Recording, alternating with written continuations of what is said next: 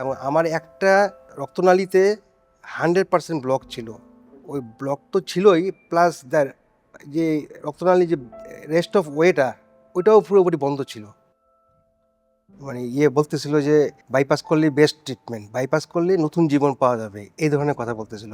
এবং বাইপাসই বেস্ট, তোমার যে সমস্যা এই বাইপাসই তোমার জন্য বেস্ট ট্রিটমেন্ট। তো আমি আমার আমার মন থেকে আমি এটা চাচ্ছিলাম না বাইপাস করাতে।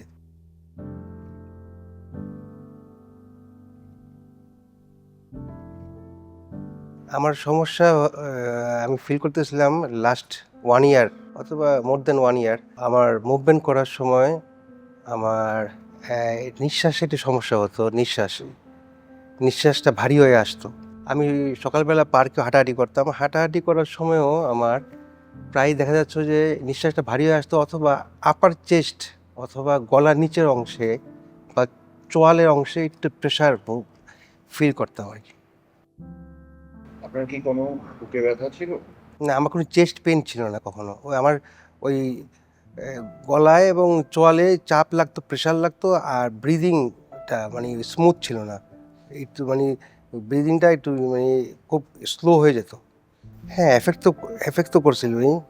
আপনার এটা যে মানে হার্টের সমস্যার কারণে হচ্ছে, এটা এটা বুঝতে আমার সময় লাগছে। আমি ভাবছি যে আমি একসময় খুব স্মোক করতাম, হয়তো বা লাংয়ে কোনো ইফেক্ট করলো কিনা, ওই ধরনের ভাবতাম আমি, কিন্তু কোনো ফিজিশিয়ানের কাছে যাওয়া হয় নাই।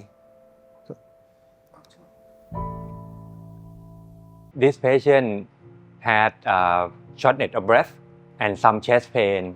So he went to see his local cardiologist in Bangladesh. The doctor suggested him to do the choreangiography. He did that with the doctor in Bangladesh, and the results show that he had a triple blockage. The local doctor suggested him to go for bypass surgery. হ্যাঁ, আমি Thailand আসার আগে বাংলাদেশে ঢাকায় একদম top লেভেলে যে আছে হসপিটাল, ওখানে গিয়েছিলাম। ওখানে এনজিওগ্রামও করালাম বেস্ট ডক্টর দিয়ে। তারপর ওখানে বললো যে আমাকে বাইপাস সার্জারি করতে হবে। হ্যাঁ, বেসিক্যালি সবচেয়ে মজার ঘটনা হলো, আমার যে সবচেয়ে ভালো এক্সপিরিয়েন্সটা, আমাদের দেশে সবাই কিন্তু আমাকে, আমার ডক্টর বা আমার রিলেটিভ সবাই কিন্তু আমাকে মানে বলতেছিল যে বাইপাস করলে বেস্ট ট্রিটমেন্ট। এখানে ডক্টর উনি যে আমাকে এই জিনিসটা যে বুঝালেন বা জানালেন, যে আমি জানতে পারলাম। After he sent the angiography to me, I suggest him that he should go for balloon angioplasty and stent rather than bypass surgery. So then he came to our hospital, and I only used the angiogram that he had done before as a reference and discussed with him about the plan of coronary angioplasty and stent. Because his anatomy, a lot of problem happen at the end of the artery. We call coronary runoff. Coronary runoff in this case not good. And you can imagine you put the bypass on top of the diseased vessel. The blood flow after bypass also cannot go to the end.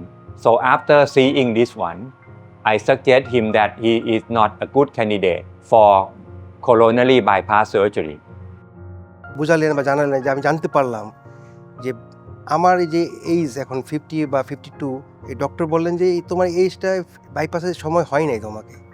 এখন উনি আমাকে বুঝালেন যে এই বাইপাসটা তোমার জন্য ভালো হবে না, তোমার বয়সের তুলনায় তোমার সময় হয় নাই। এখন বাইপাস করলে পরে আফটার 10 or 12 ইয়ার্স তোমাকে আবার বাইপাসে যেতে হবে, এবং এর বিকল্প তোমার যে স্ট্যান্ডিং রিং পরানোটা, এটা তোমার জন্য বেটার। এবং Coronary angioplasty and stent is the technique we call a less invasive compared to bypass surgery. We put the catheter through the groin or through the arm and send it over to the heart. And once we see the problem, we follow by the small balloon to open up the artery and put the stent. The procedure is quite simple, but again, every procedure contains the risk.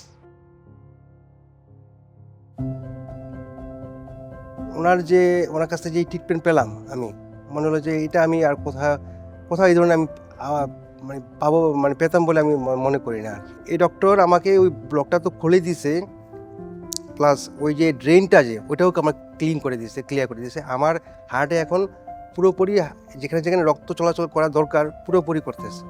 This case, I use a special catheter.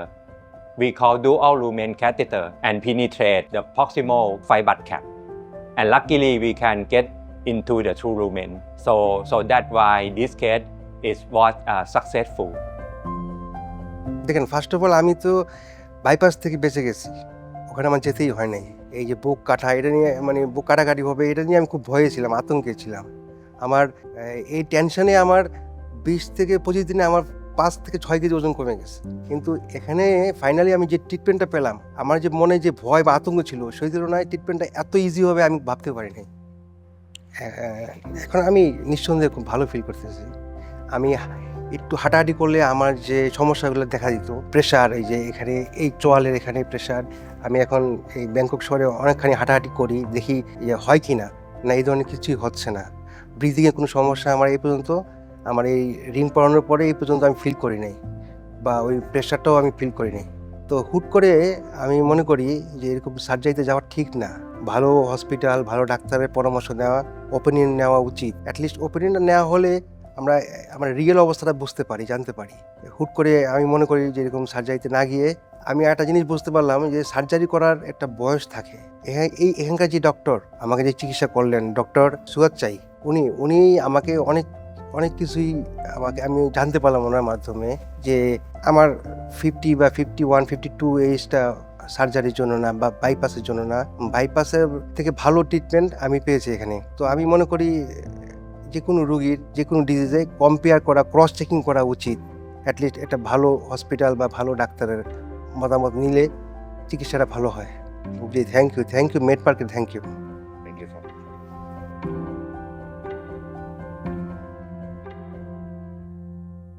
MedPark Hospital, redefining healthcare.